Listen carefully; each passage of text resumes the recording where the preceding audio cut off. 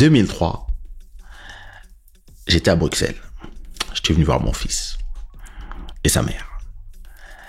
Et je me rappelle que ce jour-là, on venait juste d'avoir un nouvel appartement. Je crois que mon fils avait 3 mois, 3-4 mois. Et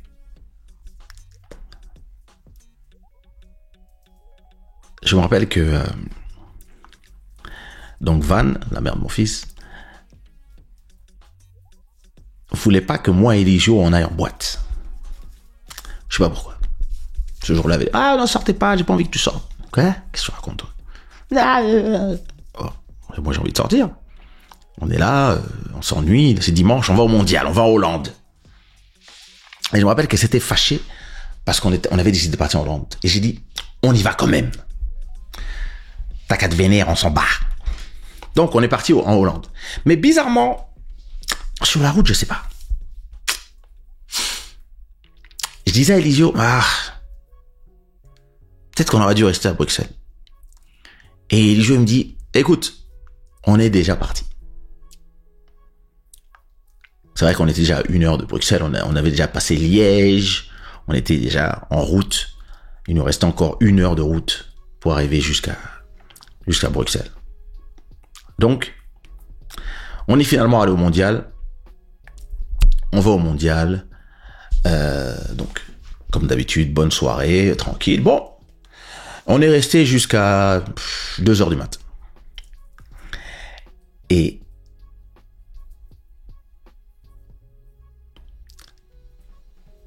oui, c'est vrai, il y avait plein de meufs dans cette boîte. Mais bon, écoute, on est resté jusqu'à 2 heures du mat.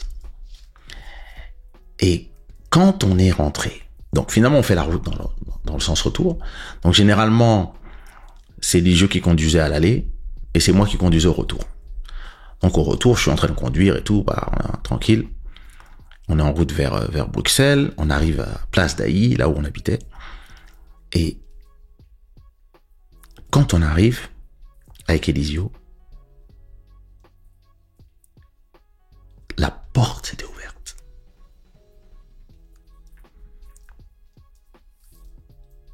Et là, tu sais, dans ce moment-là, le sang se glace parce que il est quand même 4 heures du mat. Il est 4 heures du mat et la porte est ouverte. Donc, on ouvre la porte et on voit la maison, c'est-à-dire...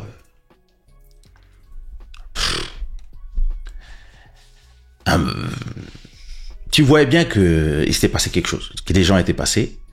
Mais moi, la chose que je me dis, c'est, attends, j'ai un bébé de 4 mois et une femme, où sont-ils?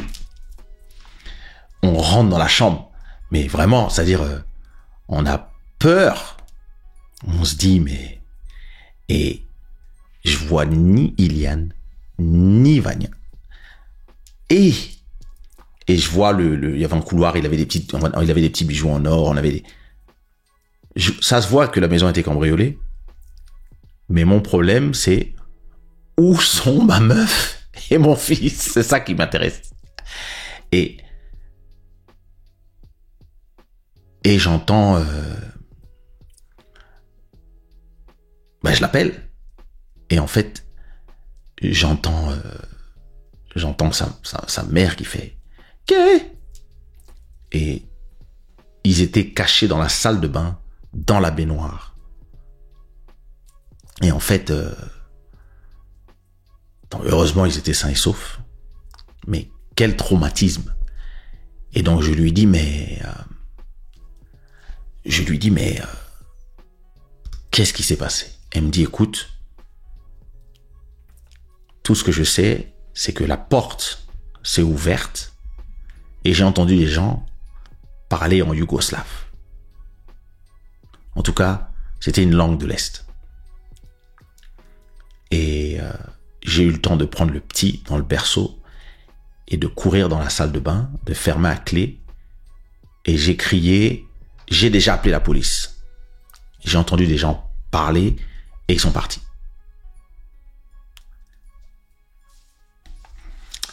Il se trouve que les gens... Alors, l'appartement était tout neuf. l'immeuble venait d'être fait et les gens qui avaient fait tout ce qui était porte, etc., c'était des Yougoslaves.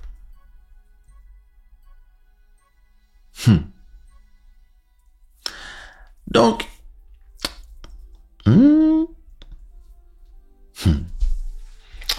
laisse tomber. Donc maintenant, c'est-à-dire que, évidemment, déjà, ta famille est saine et sauve, donc c'est le plus important. Mais la colère que tu sens, donc la police arrive évidemment, les gars commencent à... Donc là, je me rappelle, la Belge, elle me fait « Ah, vous savez, monsieur, si les gens reviennent, vous nous appelez ?» Je dis « Si les gens reviennent, je les fais sauter par la fenêtre. »« Ah, mais c'est vous qui allez en prison. » Je dis « C'est pas mon problème. » Je dis « Vous croyez que je vais prendre le temps d'attendre que vous veniez ?» Donc, le problème, c'est quoi? Et d'ailleurs, la cousine de mon ex, qui habitait au-dessus, d'ailleurs, et eux aussi, ils avaient été visités. Donc, il vient de dire, je m'en souviendrai tous les jours, mais tu n'avais que 4 mois, tu te souviens de rien du tout, tu te rappelles même pas. Donc, c'est clair, c'est flippant de ouf. Ah, très bonne question, Ézéchiel. Est-ce qu'ils avaient caché un bulletin dans le mur? Je sais pas. En tout cas, tout ce que je sais là, c'est que, écoute, ils avaient volé des gourmettes, du petit.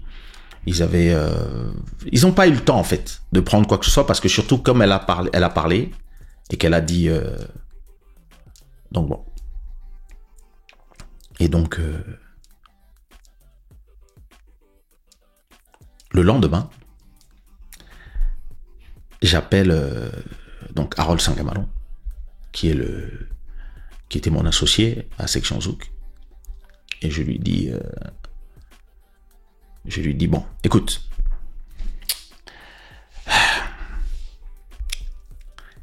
je me suis fait cambrioler, etc., etc., etc. Et ça, franchement, on avait une bête porte. Tu vois, on avait une porte comme la porte de mon bureau. Genre, non, même la porte de mon bureau est plus solide. Mais c'était vraiment une petite porte, des petites portes en bois pétées là. Donc, je sais, elle était facile à machin. Donc, j'ai appelé Harold Sangamalon. Je lui dis, écoute Harold, j'ai besoin que tu m'envoies des thunes. Sur les ventes des albums, de mes albums, de Soumia, machin. Envoie-moi des thunes. Qu'est-ce qui se passe? Ah, tel, il faut que j'achète une porte. Ah bon? Il faut que j'achète une porte blindée. Parce que c'est pas possible. Donc, j'appelle, je sais plus c'était quelle compagnie, je crois que c'était Fichet, je me rappelle plus. Je dis, hey, donnez-moi la porte. Oui, vous voulez quelle porte, monsieur? Je dis, je veux la te porte. Tu vois? La porte normale, elle était comme ça, tu vois. Moi, j'ai acheté une porte comme ça. J'ai acheté une porte. Elle était large comme ça. Et quand tu tournais la clé, il y avait les verrous montaient. En haut, il y avait un verrou. Au milieu, il y avait 5 trucs qui sortaient. En bas, il y en avait un. Dans le sol, il y en avait 2 qui rentraient. Derrière la porte, il y en avait un qui rentrait. Et au-dessus, il y avait... Donc quand tu tournais la porte là, ça rentrait de tous les côtés du mur. J'ai transformé cet appart. J'ai transformé cet appart en coffre-fort. Parce que moi, j'habitais entre Paris et Bruxelles. Ma famille habitait, donc ma femme et mon fils habitaient à Bruxelles. Donc, il n'était pas tolérable que cette chose arrive à nouveau. Donc, j'ai dit, bon, la porte en question là, monsieur, vous pouvez l'installer quand? Ah, on peut l'installer que après-demain. Comment ça, après-demain? Moi, je veux maintenant. Non, désolé. on ne peut installer la porte que dans 48 heures, grand max, même en faisant vite, machin. Parce qu'il faut prendre les mesures, il faut qu'on fasse la porte, faut voir ses standards, il faut qu'on fasse la porte exactement, machin, nanana. Puis ensuite, qu'on amène la porte, il faut qu'on change, faut qu'on prépare tu dois préparer toute l'armature autour du mur, etc. Pour être sûr que c'est, voilà. J'ai dit, ok, mais, et en attendant, qu'est-ce que je fais, moi, avec ma porte qui est cassée? Puisque nous, notre porte, maintenant, est restée ouverte. Parce que la serrure a été forcée. Donc, qu'est-ce qu'on fait maintenant? Ah, ben, monsieur, il faut monter la garde. Ok. On va monter la garde, pas de problème. Donc, j'ai dit à Eligio, ouais, on va monter la garde. Donc, le grand-père de mon fils, Tiogoyo, il va dans la cave. Il va dans la cave. Et il nous donne des haches. Il nous donne une machette à Eligio. Et une hache. On lui dit, tonton, où est-ce que t'as trouvé tout ça? Il avait une putain de machette. Une vieille machette de guerriero. Et une hache. Il avait une putain de hache. Il dit, bon, vous protégez ma fille. Il donne Eligio la machette. Il me donne la hache. On marche à la place d'Aï. À Scarbeck avec une hache et une machette. Ah purée. Donc maintenant, laisse tomber. On avait, je sais même pas pourquoi. À l'époque, on n'avait pas les téléphones, tout ça, parce que sinon, on aurait fait une photo. Donc maintenant, on se retrouve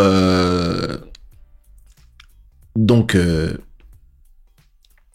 tu as évidemment traumatisé, Vania est traumatisée, elle veut pas dormir à la maison, machin, hein. Moi j'ai dit écoute, va dormir chez tes parents, prends le bébé, va dormir à la maison, et les jeux et moi, les 48 prochaines heures, on reste à l'intérieur de la maison. On va pas sortir d'ici. Donc, on est campé comme ça. Avec ma hache et Eligio avec la machette. Et on est posé. Et on est posé là la nuit entière. On fait des tours de garde. Au cas où il y a quelqu'un qui rentre à nouveau dans le couloir. Quelqu'un passe dans le couloir. Paf! Coup de hache. Et on est resté, on a passé la nuit à papoter. On était là. Puis on est resté là comme ça. On a passé la nuit entière jusqu'au petit matin à papoter. Bon, moi et les autres, de toute façon, on peut parler indéfiniment. Donc on est resté là, parler. Et puis on était là avec notre hache et notre machette. Et puis à un moment, Eligio me regarde et fait, mais ton beau-père? Je dis oui. Où est-ce qu'il a trouvé cette hache et cette machette? Il dit, je sais pas, frérot. I don't know.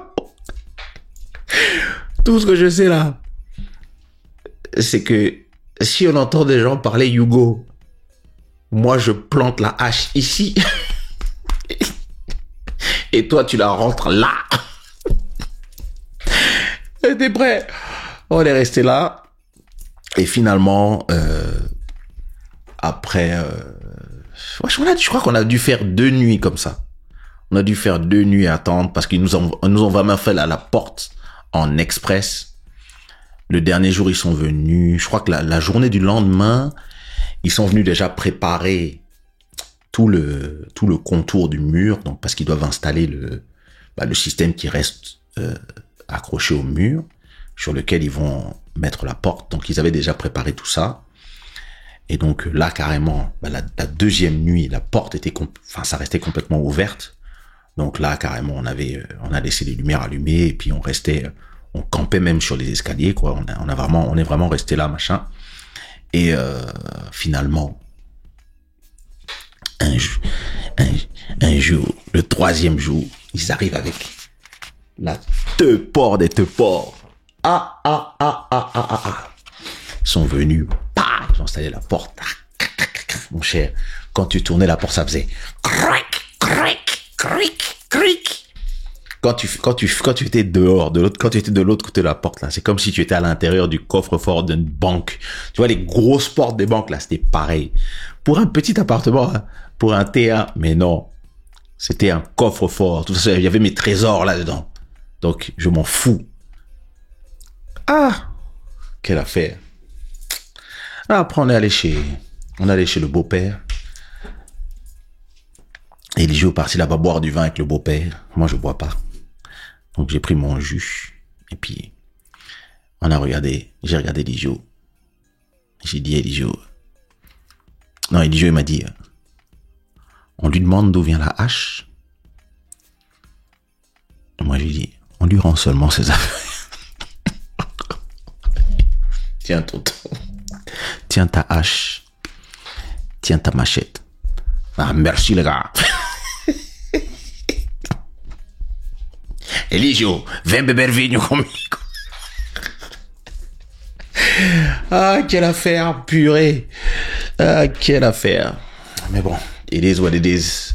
It is what it is. Donc voilà.